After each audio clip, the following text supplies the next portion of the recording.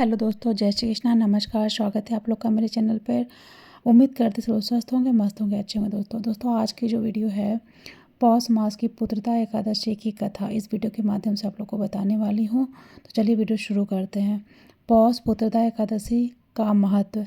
धर्मराज युधिष्ठिर कहने लगे, हे भगवान, आपने पौष कृष्ण एकादशी अर्थात सफला एकादशी का महात्म्य बताकर बड़ी कृपा की। अब आप कृपा करके मुझे पौष माह के शुक्ल पक्ष एकादशी के विषय में भी बतलाइए।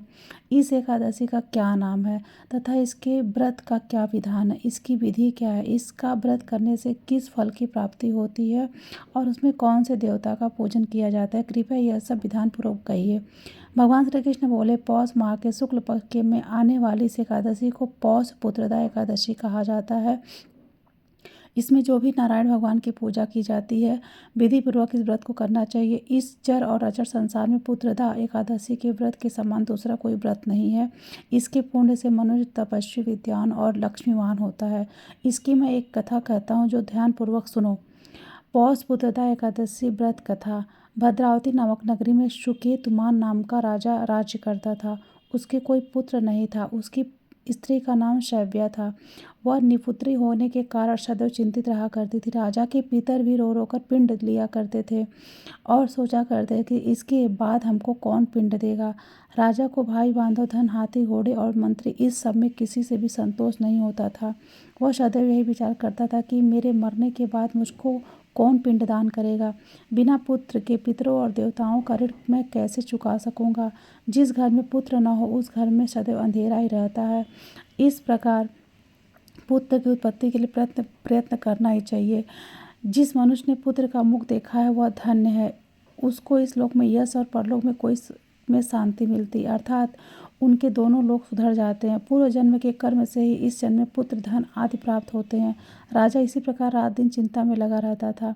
एक समय तो राजा ने अपने शरीर को त्याग देने का निश्चय किया, परंतु आत्मघात को महापाप समझकर उसने ऐसा नहीं किया। एक दिन राजा ऐसा ही विचार करता हुआ अपने घोड़े पर चढ़कर वन को चल दिया तथा पक्षियों और वृक्षों को देखने लगा। उसने देखा कि वन में मृग, व्याघ्र, सुअर, सिंह, बंदर, सर्प आदि सब भ्रमण कर रहे हैं। हाथी अपने बच्चों और हथिनियों के बीच घूम रहा है। इस वन में कहीं तो गीदड़ अपने कर्कश स्वर में बोल रहे हैं तो कहीं उल्लू ध्वनि कर रहे हैं। वन के दृश्यों को देखकर राजा सोच विचार में लग गया। इसी प्रकार आधा दिन बीत गया। वह सोचने लगा कि मैंने कई यज्ञ किए, ब्राह्मणों को स्वादिष्ट भोजन से तृप्त किया, फिर भी मुझको दुख में प्राप्त हुआ। क्यों? राजा के प्यास के मारे अत्यंत दुखी हो गया और पानी की तलाश में उधर उधर फिरने लगा।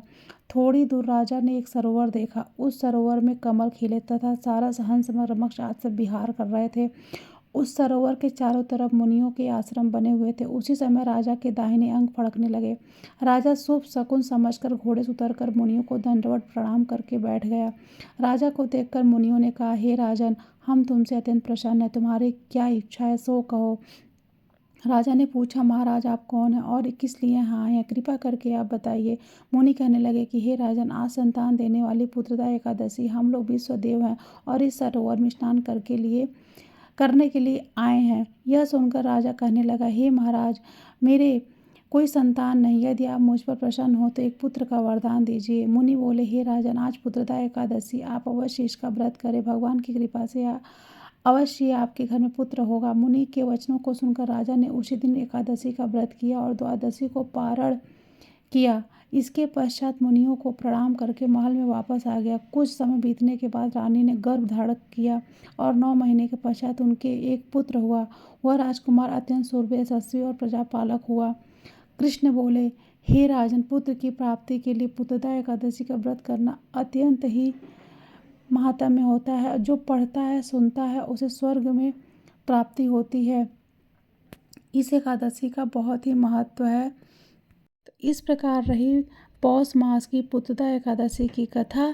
सभी लोग को जय श्री कृष्ण, राधे राधे।